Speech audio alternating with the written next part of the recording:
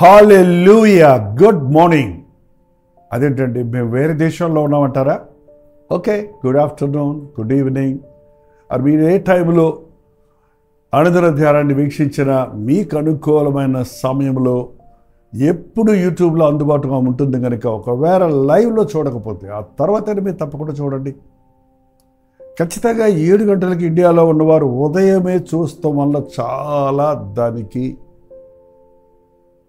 ప్రతిఫలం ఉంటుందండి. చూడండి, కాఫీ వేడివేడిగా ఉన్నప్పుడు తాగితేనే అది బాగుంటుంది. ఎప్పుడు పడితే అప్పుడు తాగుదామంటే అది బాగోదు కదా. వాక్యం ఉదయమే మీకు ఎంతో మేలుగులు చేస్తుంది. రెండో చిన్న ప్రార్థన చేసుకుందాం. పరిశుద్ధుడా, నీకు వందనములయ్యా. ఉదయం, మధ్యాహ్నము, సాయంకాలం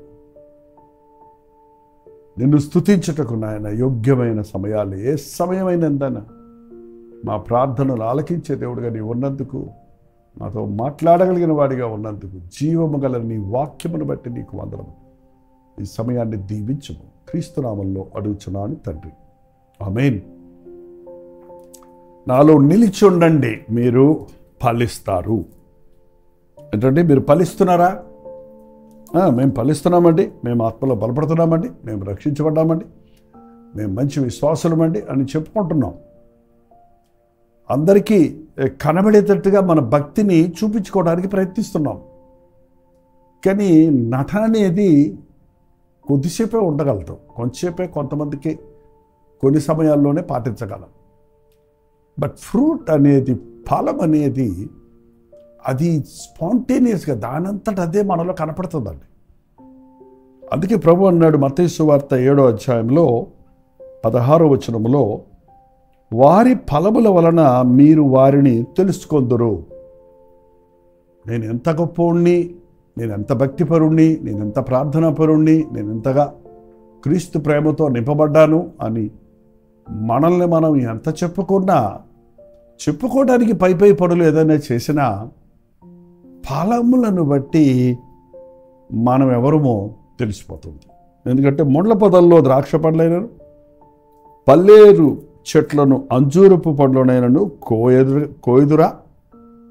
అలాగుననే ప్రతి మంచి చెట్టు మంచి ఫలములు ఫలించును, పనికిమాలిన చెట్టు కాని ఫలములను ఫలించును. అంతే కదండి. మంచి ఫలము ఫలించాలి, ఆత్మ ఫలము మనలో కనబడాలి. నేను చూసాం, ప్రేమ, సంతోషం, సమాధానం. ఆ తర్వాత దీర్ఘశాంతము. చూడండి, గలతీయులు రాసిన పత్రిక 5:22. దీర్ఘశాంతము, దయాళుత్వము, మంచితనము. మనలో ప్రభువుతో మనం నడుస్తున్నప్పుడు మన ప్రభువు దీర్ఘశాంతం కలిగిన వాడు. దీర్ఘశాంతం కలిగిన వాడు. ఎంత దీర్ఘశాంతం అంటే ఆయన శాంతానికి అంతే లేదండి. సహించేవాడు, క్షమించేవాడు, కనిపెట్టేవాడు, ఎదురు చూచేవాడు, ఓర్చుకునేవాడు. మరి దేవుని బిడ్డను చెప్పుకునే నీలో ఈ గుణగణాలు మచ్చుకైనా కనపడుతున్నాయా? ఎవరన్నా ఒక మాట అంటే ఓర్చుకోలేకపోతున్నాం, ఏ చిన్న కష్టం వచ్చినా సహించుకోలేకపోతున్నాం, ఎవరైనా హాని చేస్తే వాళ్ళకి మళ్ళీ తిరిగి పగ తీర్చుకుంటే కానీ నిద్రపడదంటున్నావు, తిట్టిన వారిని తిడుతున్నావు, హాని చేసిన వారికి హాని తలపెడుతున్నావు. అలాంటి స్వభావం నీలో ఉంటే నీవు క్రీస్తు స్వభావంలో ఎదగటం లేదు, నీవు దీర్ఘశాంతము అనే ఫలం ఫలించటం లేదు. ఓర్చుకో. ఓర్పు మనకి మేలండి. ఓర్చుకునే సమయం మనకి మంచి ప్రేమను పుట్టిస్తుంది, మంచి మనసాక్షిని కలుగు చేస్తుంది. దీర్ఘశాంతం కలిగి ఉండటం, శాంత గుణము కలిగి ఉండటం మనకి న్యాచురల్గా లేదండి, సహజంగా రాదు. మనం కంగారు పడేవాళ్ళం, కలవరపడేవారు, వెంటనే ప్రతిఫలం కోరేవారిని, వెంటనే ప్రతీకారం చేయాలనుకుని ఆశించేవారిని. అయితే యేసు ప్రభు తనను హింసించిన వారిని, దూషించిన వారి పట్ల ఆయన దీర్ఘశాంతం వహించాడు, క్షమించాడు, సహించాడు. ఒక తల్లిగా నీకు దీర్ఘశాంతం లేకపోతే నీ బిడ్డల్ని పెంచుకోలేవు. ఒక భర్తగా నీకు దీర్ఘశాంతం లేకపోతే నీ కుటుంబాన్ని కట్టుకోలేవు.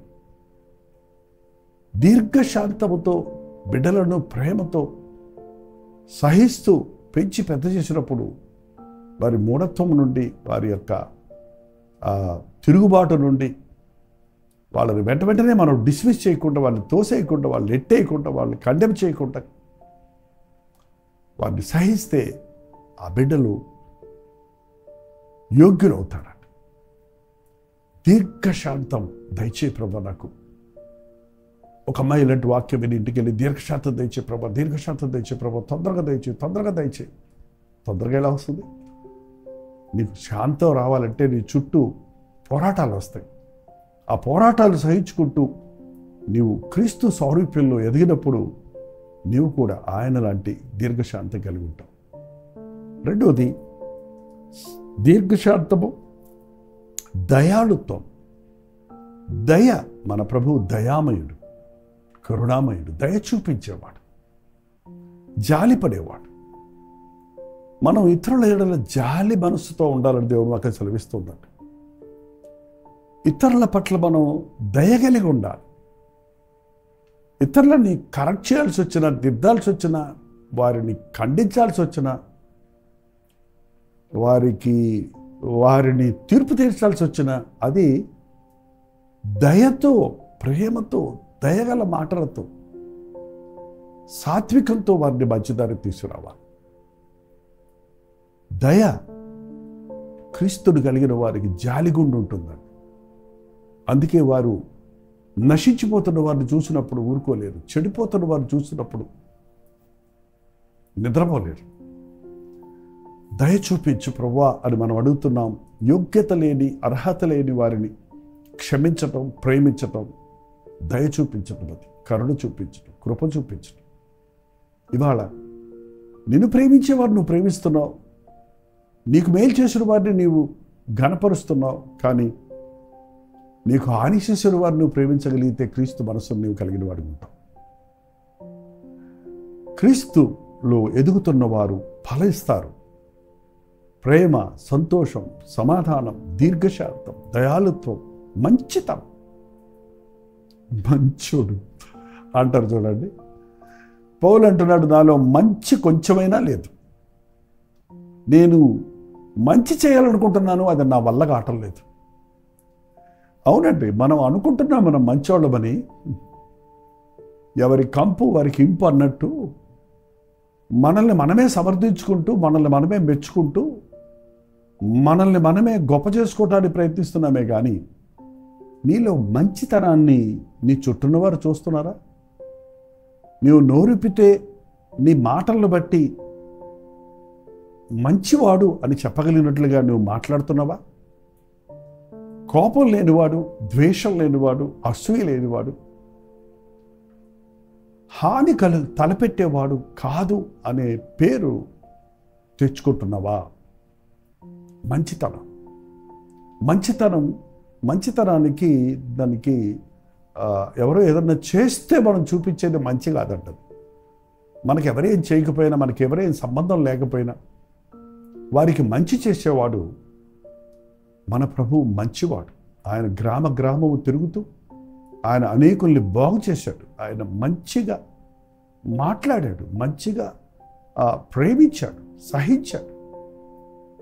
సో క్రీస్తులో మనం ఎదుగుతున్నప్పుడు మనలోనికి దీర్ఘశాంతము, దయాళుత్వము, మంచితనము రావాలి. అలాంటి గుణాలని కనపడకుండా నేను భక్తే గుళ్ళో భక్తి, ఇంటికి వస్తే కర్కశుడుగా ఉంటున్నాను, ఇతరుల మీద ఎటువంటి ప్రేమ లేని వాడిగా ఉంటున్నాను, జాలి లేని వాడిగా ఉంటున్నాను, బయట మన ప్రవర్తనలో ఎటువంటి మంచితనము కనపడటం లేదు, ఎవరి జోలికి పోకుండా, ఎవరితోనూ గొడవలు పెట్టుకోకుండా, ఎవరితోనూ విమర్శలకు దిగిపోకుండా. ఎందుకంటే పక్కవారితో ఎప్పుడు చూసినా జగడాలాడతారు. ఏదో ఒక టాపిక్ తీసుకొని ఒకరికొకరు హానికరంగా మాట్లాడుకుంటున్నారు. నీ మాటలు గమనిస్తే నీ మాటల్లో నీవేమో చాలా మంచివాడేవు అన్నట్టు, ఎదుటి వాళ్ళందరూ చెడ్డవాళ్ళు అన్నట్టు మాట్లాడుతున్నావండి. మీరే కావాలంటే మీ మాటలు మీరే వినండి, మీకే అర్థమైపోతుంది. ఇండైరెక్ట్గా ఇంకొకరిలో తప్పు ఉంది అని చెప్పేవాడు ఆ తప్పు తానులో లేదు అని సమర్థించుకుంటున్నట్టుగా కనపడుతుంటాడు. మంచివాడు అలా చేయడండి. మంచివాడు ఇతరుల్లోని ఎన్ని చెడ్డలు ఉన్నాయో చూడరు. వాడిలో ఉన్న ఒక మంచిని చూస్తాడు. మంచిని లాక్కుంటుందండి. మంచికి ఆకర్షితమవుతుంది. ఎదురులో ఉన్న చెడ్డవాటిని నువ్వు చూస్తున్నావంటే నీలో చెడ్డబుద్ధి ఉందన్నమాట. ఎదుటివారిలో ఎన్నో చెడ్డ గుణాలు ఉన్నప్పటికీ ఏదన్నా ఒకటి మంచి ఉందంటే నువ్వు దాన్ని గమనించి అతన్ని పరిపూర్ణంగా మంచితనంలోనికి నడిపించాలనే ఆశ కలిగి ఉన్నప్పుడు క్రీస్తు అదే కదండి చేశాడు. ఎంత పాపులనైనా ఆయన చూశాడు. ఆ పాపిలో కూడా ఆసక్తి ఉంది, విడుదల కావాలనే కోరిక ఉంది. వాడు బాగైతే ప్రయోజకుడు అవుతున్నాడు అనే కదా. ఎంత అద్భుతంగా ఎంతమంది పాపులను, నిష్ప్రయోజకులను, గెరాసీను దేశంలో దయ్యం పట్టిన వాడిని, 5 భర్తలు ఉండి సమాధానం లేని స్థితిలో ఆరోపణతో ఉన్న సమరయ స్త్రీని, వారు చెడ్డోళ్ళు లోకం దృష్టిలో. కానీ వారిని ప్రభు చూచి వారిని మంచివారిగా మార్చాడు. మీరు ప్రభుని ఎరిగిన తర్వాత నువ్వు మంచోడు అయిపోయావురా అని ఎవరన్నా అన్నారా? నువ్వు ప్రభువు ఎరగక ముందు చాలా క్రూరుడు, చాలా కోపిష్టి, చాలా నిర్దయుడు. ప్రభుని ఎరిగిన తర్వాత ఇతనికి ఇంత మంచి మనసు వచ్చిందేంటి, ఇంత దయగలిగి ఉంటున్నాడే, ఇంత దీర్ఘంత ఓర్చుకుంటున్నాడే అని చెప్పగలిగిన స్థితిలో మన భక్తి లేకపోతే మనం పైకి భక్తి గల వారిగా ఉండి దాని శక్తిని ఆశ్రయించిన వారు. ఆత్మ ఫలము ఫలించాలంటే ప్రభువులో నిలిచి ఉండాలి. ఆయన వాక్యాన్ని ధ్యానిస్తూ ఉండాలి. నాలో మీరు నిలిచుంటే బహుగా ఫలిస్తారన్నాడు. మీరు నాలో నిలిచి నా దగ్గర దేవుని దగ్గర నుంచి మనం నేర్చుకున్నటువంటి పొందినటువంటి దీవెనలన్నీనండి, అన్నీ పొందిన తర్వాత మనం నాకు దేవుని అవసరం లేదయి అన్నట్టుగా ప్రవర్తిస్తుంటాం. నాకు వేరే మీరేమి చేయలేరు అని ప్రభు చెప్పాడు. మీరు ఎండిపోతారు, శాపగ్రస్తులు అయిపోతారు. అందుకే ఆత్మఫలం అంటే ఒక సీజన్లో ఫలించటం కాదు, క్రీస్తులో నిలిచి మనందరం ఫలించాలని దేవుడు ఆశిస్తున్నాడు. ఇన్ని రోజులుగా దేవుని వాక్యం వింటున్న మీలో ఈ గుణాలను, ఆత్మ ఫలమును మీ చుట్టూన్నవారు, మీ ఇంటి వారు చూడగలుగుతున్నారా? నువ్వెప్పుడైనా దేవుని సందులో కూర్చొని ప్రభువా నీ ప్రేమ నాకు దయచేయి, నీ సంతోషంతో నన్ను నింపు, నీ యందు విశ్వాసం ఉంచి సమాధానం కలిగి ఉండడానికి నాకు సహాయం చేయి అయ్యా, నీకులాగా సహించుకునే, ఓర్చుకునే దీర్ఘశాంతం నాకు దయచేయి, నీలాగా పాపులను వెదకి రక్షించి హాని చేసిన వారిని కూడా క్షమించే దయగలిగిన హృదయాన్ని నాకు దయచేయి, ఇతరుల మంచి కోరి నాకు నష్టమైన కష్టమైన ఇతరులు మేలు పొందాలనే క్రీస్తు యేసును కలిగిన మనసు నాకు దయచేయని ప్రార్థించారా? అప్పుడే కదండి మనలో క్రీస్తును ఇతరులు చూడగలుగుతారు. అప్పుడే కదా మనం ఎంత భక్తి కలిగిన వారిమని చెప్పుకున్నా ఈ ఆత్మ ఫలము కలిగిన వారికి ఎవరికో మేలు కాదు, నువ్వు ఫలించటం వలన నీకే మేలు. నువ్వు సంతోషంగా ఉంటావు, నువ్వు ప్రేమ కలిగి ఉంటావు, నువ్వు సమాధానంగా ఉంటావు, నీ దీర్ఘశాంతం కలిగి ఉంటావు, నువ్వు మంచివాడిగా ఉంటావు. అట్టివాడిగా నన్ను చేయి ప్రభువా అని అడుగుదామా? ప్రార్థన. పరిశుద్ధుడా, ప్రేమగల తండ్రి, నిలిచి ఉండి ప్రార్థించే జీవితాలను, విశ్వాసం ఉంచి నిన్ను వెంబడించే కృపలను మాకు దయచేయ్యా. నీ మాట చప్పున నడుచుకుంటకు, నీ వాక్యానుసారంగా బ్రతుకుటకు మాలో ఎప్పటికప్పుడు ఆత్మశక్తిని పుంజుకోవాలని ఆశ కలిగి ఉండటకు సహాయం ఇచ్చే భక్తి గలవారమని చెప్పుకుంటూ దాని శక్తిని ఆశ్రయించిన వారిగా కానీ, మేము దేవుని బిడ్డలమే అంటూ ముళ్ళ పదంలో ఉత్పత్తి చేసేవారిగా కానీ ఉండకుండా సహాయం చేయ్యా. మంచి ఫలములు ఫలించుటకు, నీ నామానికి మహిమ తెచ్చుటకు, మా చుట్టూన్న వారికి దీవెనకరంగా ఉండుటకు మా ఒక్కొక్కరికి నీ సహాయం చేయమని క్రీస్తు నామంలో అడుగుచున్నాను తండ్రి, ఆమేన్. మన తండ్రి అయిన దేవుని యొక్క ప్రేమయు, కుమారుడైన క్రీస్తు యొక్క కృపయు, ఆదరణకర్త అయిన పరిశుద్ధాత్మ యొక్క సహవాసం కూడి వచ్చిన మనందరికీ ఇప్పుడును సదాకాలము తోడయుండును గాక, ఆమేన్. దేవుని స్తోత్రం. మీ ప్రార్థనా స్తోత్ర భారాలు 954041 నెంబర్కి ఇతర దేశాల్లో ఉంటే 91001009 నెంబర్కి ఒక టెక్స్ట్ లేక వాయిస్ మెసేజ్ ద్వారా వాట్సాప్ చేయండి. Doctor Jaipal YouTube channel subscribe చేసుకోండి. లైక్ చేయటం, షేర్ చేయటం మర్చిపోతున్నారు. దయచేసి ఇతరులకు షేర్ చేయండి, వారు కూడా మేలు పొందుతారు. ప్రోచితమైతే మధ్యాహ్నం 3 గంటలకు హెచ్చరిక, అలాగే రాత్రి 9 గంటలకు కలవరు ప్రతిధ్వనిలో మళ్ళీ కలుసుకుందాం. మరో ముఖ్యమైన విషయం, రేపు అంటే 24వ తారీఖు ముంబైలో 1 డే గెట్ టుగెదర్ మీ కొరకు ఏర్పాటు చేస్తున్నాం. ముంబై పరిసర ప్రాంతాల్లో ఉన్నవారు రండి. ముఖంగా మిమ్మల్ని చూడడానికి, వ్యక్తిగతంగా మీకోసం ప్రార్థన చేయడానికి నేను ఆసక్తి కలుగుతున్నాను. తప్పకుండా రండి. వివరాల కొరకు QR కోడ్ స్కాన్ చేసుకోండి. డీటెయిల్స్ మీకు యాడ్లో ఉన్నాయి, చూడండి. ఉచితమైతే మళ్ళీ కలుసుకుందాం. అంతవరకు దేవుని మహాకృప మీకు తోడైనది కాక.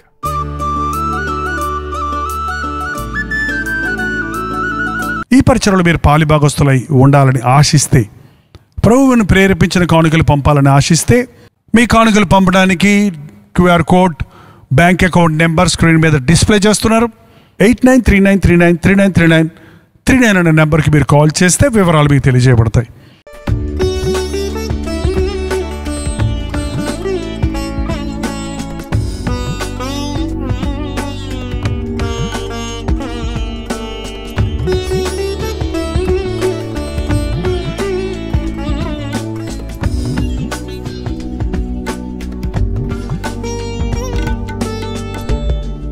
హల్లెలూయా.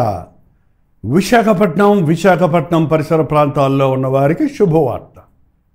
దేవుని మహాకృప వల్ల ఇంచుమించు 1 సంవత్సరం తర్వాత మరలా వైజాగ్ రావడానికి ఎంతగానో ఈ సంవత్సరం అంతా ప్రార్థించాం. ఎట్టకేలకు ఈ అక్టోబర్ 2వ తారీఖున గురజాడ కళాక్షేత్రంలో 1 డే గెట్ టుగెదర్ను విశాఖపట్నంలో ఏర్పాటు చేస్తున్నాం. వైజాగ్ పరిసర ప్రాంతాల్లో ఉన్న మీరందరూ వస్తారని, మిమ్మల్ని వ్యక్తిగతంగా చూసి మీకోసం ప్రార్థించాలని, ముఖాముఖిగా మీతో సంభాషించాలని ఎంతో ఆశతో ఈ గెట్ టుగెదర్ను ఏర్పాటు చేస్తున్నాం. ఇది హాలిడే కాబట్టి మీరందరూ రండి.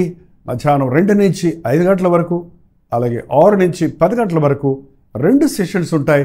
ఈ 2 సెషన్స్లో పాల్గొని దైవాశీస్సులు పొందండి.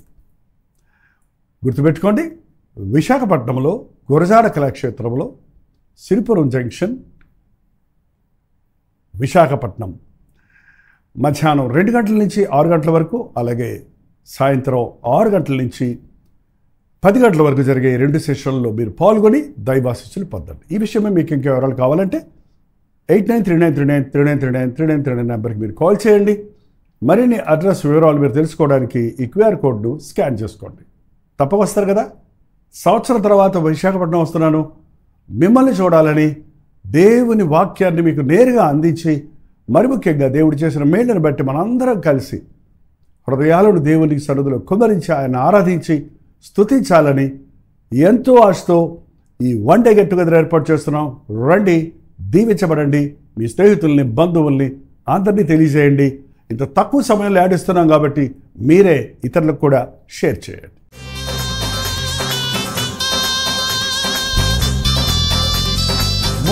ముంబై పరిసర ప్రాంతాల్లో ఉన్న వారికి శుభవార్త. ప్రభు చిత్తమైతే ఈ సెప్టెంబర్ 24వ తారీఖు ముంబైలో గెట్ టుగెదర్ను ఏర్పాటు చేస్తున్నాం. Only 1 section. సాయంత్రం 5 గంటల నుంచి 10 గంటల వరకు జరిగే ఈ ఒకే ఒక మీటింగ్ మిమ్మల్ని ముఖాముఖిగా చూడాలని, మీకోసం వ్యక్తిగతంగా ప్రార్థించాలని ప్రభు ఇచ్చిన సందేశాలతో మీ దగ్గరకు వస్తున్నాం. రాగలిగిన వాళ్ళందరూ రండి. ఈ ఒక్క మీటింగ్ అయినప్పటికీ దేవుడు తన అద్భుత కార్యాలు చేస్తాడు, ఆశ్చర్య కార్యాలు చేస్తారన్న విశ్వాసంతో రండి. మన బంధకాలు చక్కకొట్టబడతాయి. మనకు కావలసిన విడుదల, జయము ఇవ్వడానికి, పరిశుద్ధాత్మని కార్యములు జరగడానికి ఎంతో విశ్వాసంతో ఎదురు చూస్తూ చెన్నై నుంచి మేము ముంబై వస్తున్నాం. ముంబైలో పలు ప్రాంతాల్లో ఉన్న మీరు కూడా రండి. ఈ పరిచయలో, ఈ మీటింగ్లో పాల్గొని దైవాశీస్సులు పొందండి. చిరునామా గమనించండి. మీకు అందరికీ తెలిసిన morning star school, సయాన్, Dharavi, Mumbai. ఇంకా ఈ విషయమై మీకు వివరాలు కావాలంటే ఈ కింద ఇవ్వబడినటువంటి నెంబర్లో మీరు కాల్ చేయొచ్చు, లేక వాట్సాప్ పెట్టవచ్చు. ఇంకా ఆధ్యాత్మికంగా మిమ్మల్ని బలపరచడానికి, మీ ప్రార్థనా అవసరతలు, భారాలను ప్రభు సన్నిధిలో ఉంచి మీ కొరకు విశ్వాసంతో విజ్ఞాపన చేయడానికి మేము ఆశ కలిగి ఉన్నాం. కాబట్టి రండి, దేవుడు తన అద్భుత ఆశ్చర్య కార్యాలు ఈ మీటింగ్లో జరిగిస్తాడని ఎదురు చూస్తూ రండి. దేవుని సన్నిధిని అనుభవిద్దాం, ఆయన్ని ఆరాధిద్దాం. మీ స్నేహితుల్ని, బంధువులను కూడా ఆహ్వానించాం. గుర్తుపెట్టుకోండి, సెప్టెంబర్ 24వ తారీఖు సాయంత్రం 5 గంటలకి morning star school, cyan, Dharavi, ముంబైలో 1 మీటింగ్ జరుగుతుంది. మిమ్మల్ని ముఖాముఖిగా చూడాలని, వ్యక్తిగతంగా ప్రార్థించాలని ఆశిస్తున్నాను. రండి, దీవించబడండి.